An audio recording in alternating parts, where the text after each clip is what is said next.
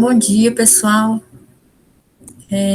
Vamos fazer aqui a nossa revisão da segunda área de Geografia. Eu espero que todo mundo tenha feito uma boa prova. A matéria estava dentro do previsto, né?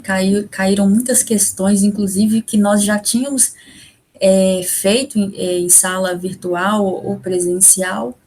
Então foi muito bom, né? Acredito que todo mundo tenha ali tirado uma boa nota. Vamos começar aqui com essa primeira questão. Ela fala sobre a formação territorial dos Estados Unidos. Essa imagem, inclusive, nós trabalhamos em um dos slides, que é a marcha para o oeste, né? E aqui nós temos algumas alternativas e pediu para marcar a alternativa correta. A primeira aqui, ó, o território dos Estados Unidos começou a ser delineado no século XV, com 20 colônias. Falso, né? Não foi com 20 colônias, foram com 13 colônias. E não foram portugueses também, né? A letra B. Nas colônias do norte do território prevaleceram as chamadas colônias de exploração. Falso, né? As colônias do norte prevaleceram colônias de povoamento. Já nas colônias do sul, prevaleceram as colônias de povoamento. Falso, colônias de exploração, com cultivos agrícolas ali, muito atrelada à economia inglesa, muito dependente, né? As colônias do sul ali, com a escravidão, nós estudamos isso. A letra D, que é a alternativa correta, as colônias do norte eram independentes e autônomas em relação à Inglaterra do ponto de vista político e econômico, não territorial, mas político e econômico sim, né? Eram mais autônomas, mais desenvolvidas, mais proativas e dependiam menos da intervenção inglesa.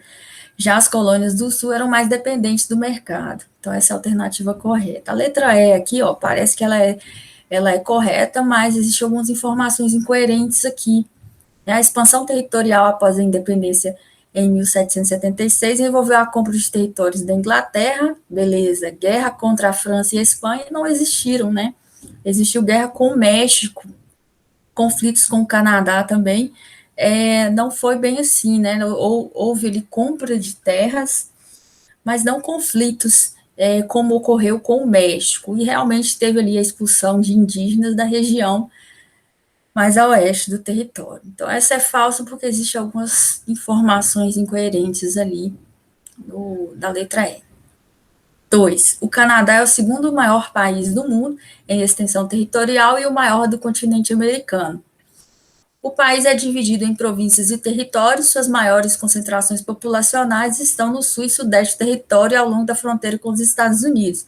De acordo com as características populacionais, culturais e socioeconômicas do Canadá, assinale V ou F.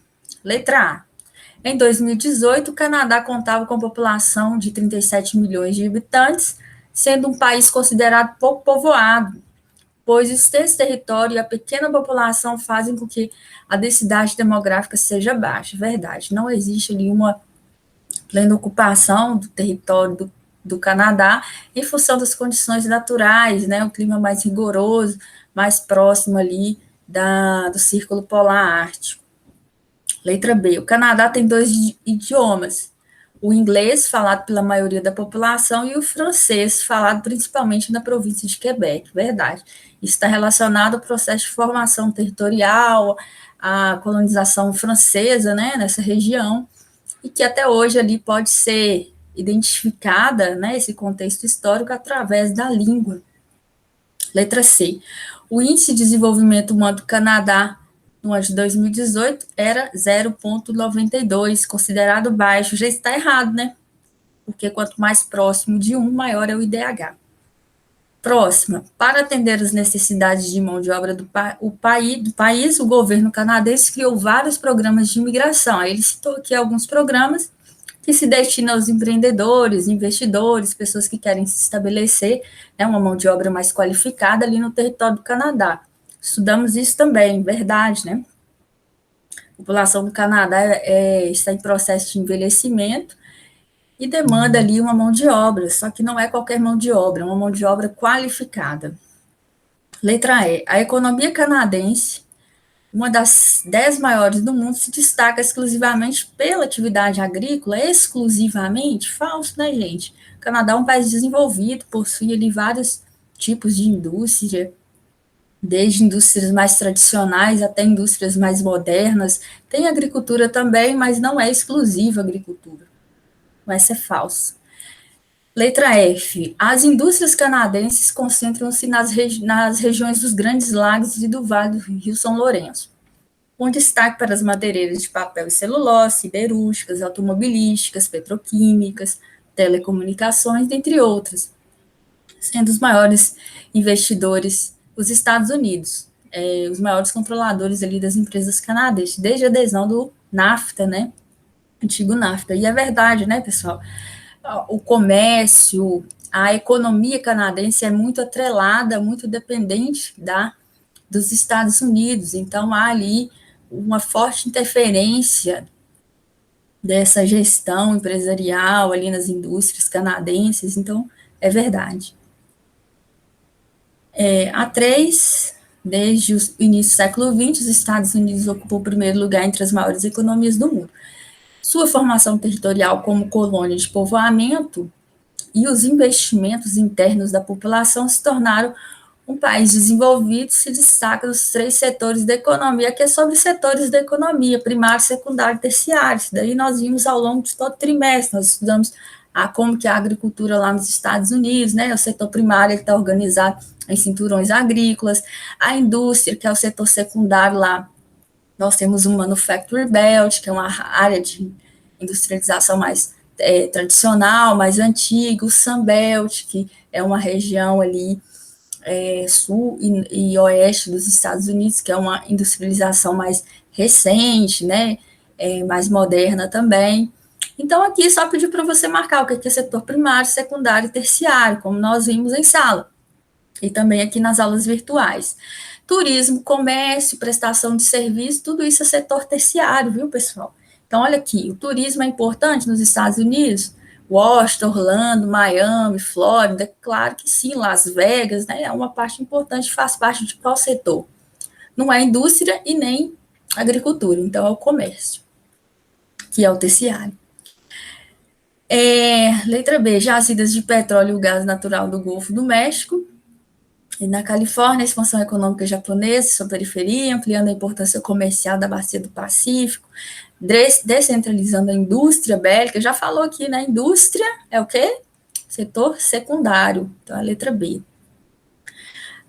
A próxima, criação de animais, criação de pecuária, agricultura, tudo isso está relacionado ao setor primário, né? Então, a letra A.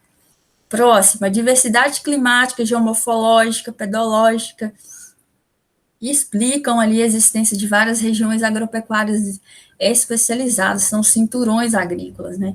Então, é letra A, setor primário. O setor industrial de tecnologia de ponta é muito forte, né? Principalmente na região da Califórnia, ali no Vale do Silício, indústrias, falou, né? Indústrias automobilísticas, químicas, alimentícia, indústria, então, secundário. Então, a próxima, setor de finanças tem relevância pelos bancos, setor bancário, bolsa de valores, sistema de transportes, estradas, ferrovias, toda a infraestrutura, prestação de serviço, é o setor terciário.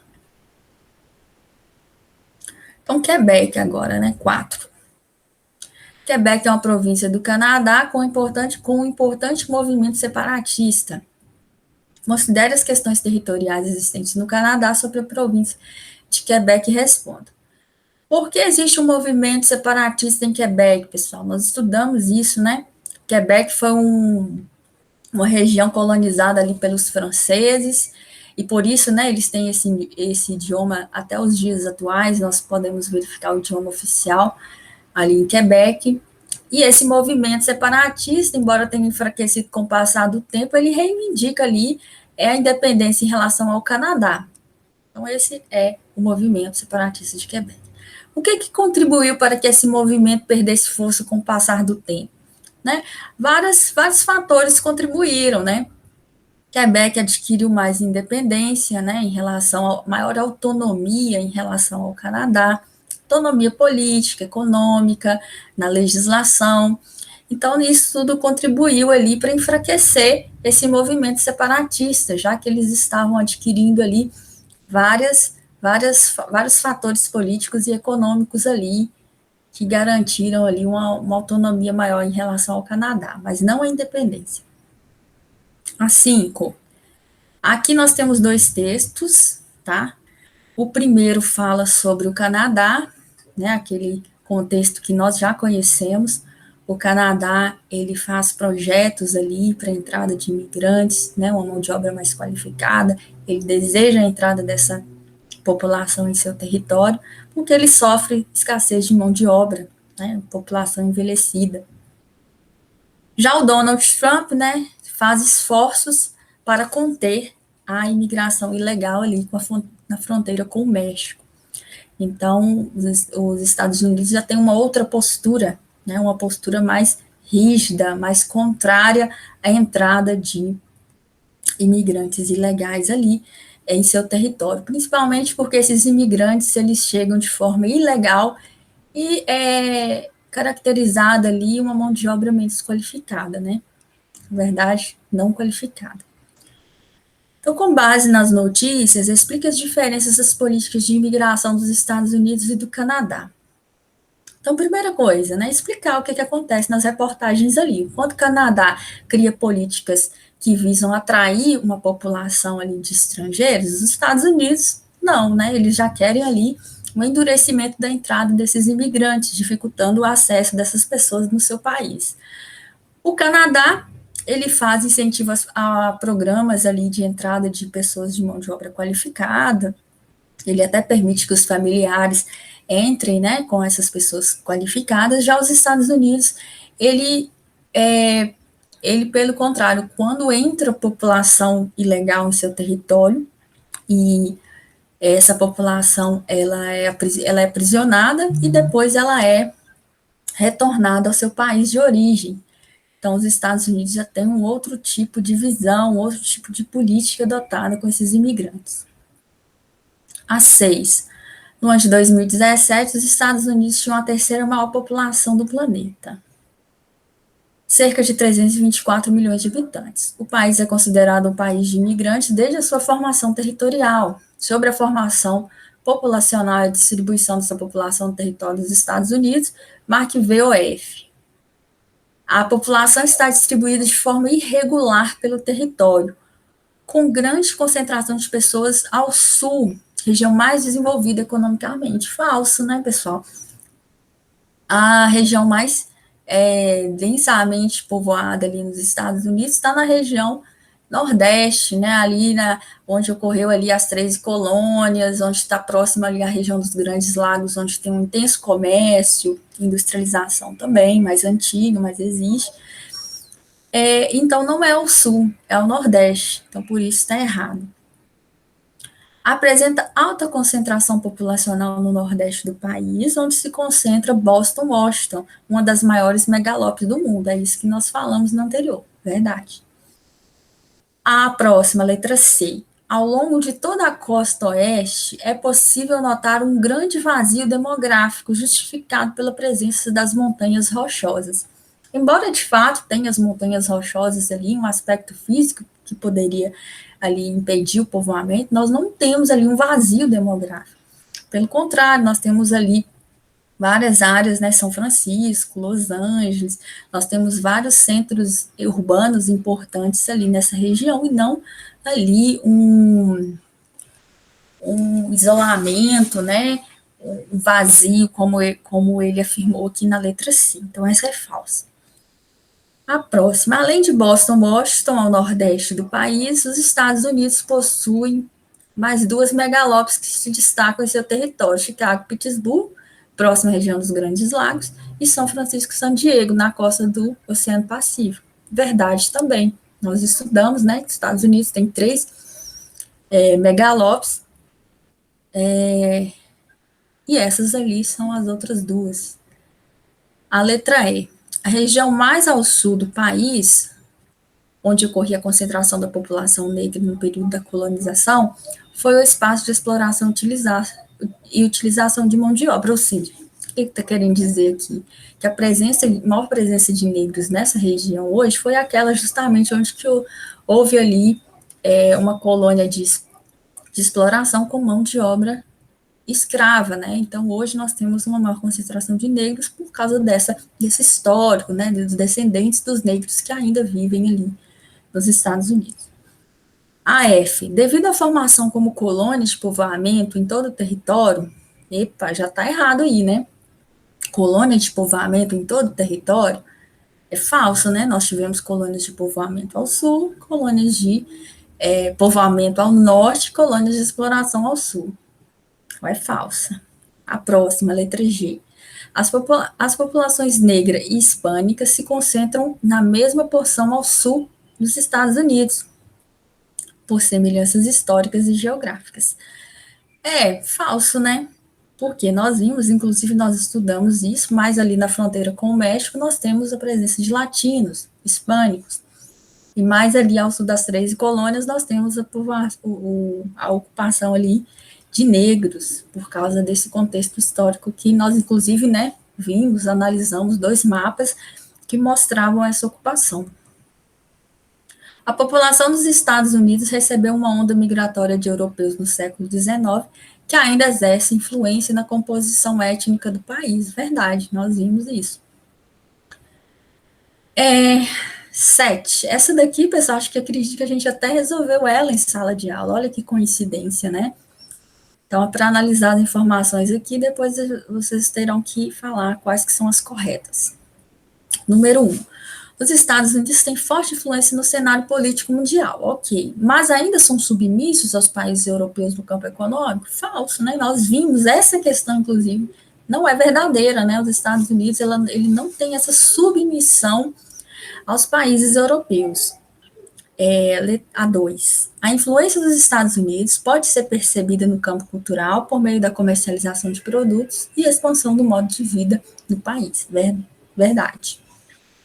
A cultura dos Estados Unidos recebeu influência direta tanto de europeus quanto da comunidade negra. Verdade também, né? Essas duas populações ali, em algum momento, estiveram presentes nesse território, e ainda hoje é possível verificar essas etnias ali. Após as 2 grandes guerras mundiais, os Estados Unidos tornaram-se o grande financiador da reconstrução dos países europeus arrasados pelos conflitos, fortalecendo seu domínio sobre o mundo capitalista. Estudamos isso também, né? Estudamos ali vários fatores que tornaram os Estados Unidos enquanto potência mundial, e esse é uma delas. A expansão das grandes empresas estadunidenses pelo mundo aumentou ainda mais o seu poder econômico desse país. Verdade também, estudamos isso aqui. Essa aqui é justamente isso daqui também que tornou os Estados Unidos como potência mundial. Então, a resposta é a letra D. A próxima aqui também, né, pedi para você associar qual informação refere-se ao Canadá e qual informação refere-se aos Estados Unidos. Possui o maior território da América e o segundo do mundo. Canadá, inclusive, falou lá em cima, né? Em alguns textos base, falou isso. A próxima, a maior parte da população está concentrada na fronteira com o país vizinho. A maior parte da população do Canadá está ali na linha, na fronteira com os Estados Unidos, né? Então, o Canadá. Próxima, as maiores concentrações populacionais estão no Nordeste, na região dos Grandes Lagos e na costa oeste, né, na região ali do Vale do Silício, então os Estados Unidos.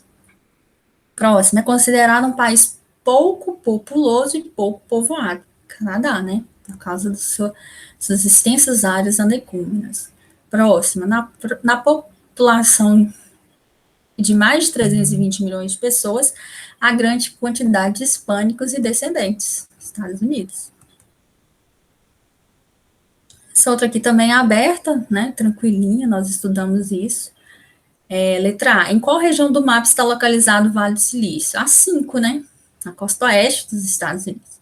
Próxima, o que mais produz a região econômica identificada com o número 3, né, no centro dos Estados Unidos, ali na região central, nós temos a planície, que nós temos o desenvolvimento de atividades agropecuárias, né, são os Sun Belts, cinturão do milho, do trigo e outras atividades relacionadas à agroindústria. C, economicamente, porque a região 1, ou região Nordeste, é de grande importância para os Estados Unidos. O que tem aqui, ó, de importante nessa região 1? Né, nós estudamos que a região 1, ela está localizada ali no Manufacturing Belt, cinturão de manufatura, e concentra ali o poder econômico, né, a capital do país está ali, político e financeiro. Finalizando aqui, a 10. A América Latina é formada por países que tiveram processos de colonização bastante semelhantes e que, ao longo da história, caracterizaram-se por apresentar aspectos políticos, culturais e socioeconômicos em comum.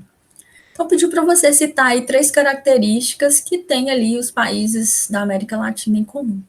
Nós podemos falar grande dívida externa, alta inflação, altos índices de pobreza, dependência tecnológica, alta concentração ali de riqueza, né, o elevado índice de Gini e outros também. A 11. O continente americano é concebido a partir de 2 principais divisões regionais. Uma obedece ao critério de localização e posição geográfica, e a outra ali chama-se os critérios culturais e econômicos. Então, são 2 formas de regionalizar o continente americano. Pedi para você explicar como que é regionalizado a partir desses 2 critérios. Então, a primeira divisão regional divide o continente em América do Sul, Central e do Norte. Já a segunda divisão regional divide a América Latina, divide o continente americano em América Latina e América Anglo-Saxônica. Então é isso, pessoal. Vamos ficando por aqui. Qualquer dúvida, estou à disposição. Lembrando que vocês têm um tempinho aí para fazer questionamentos, tá? Então, fiquem atentos. Grande abraço.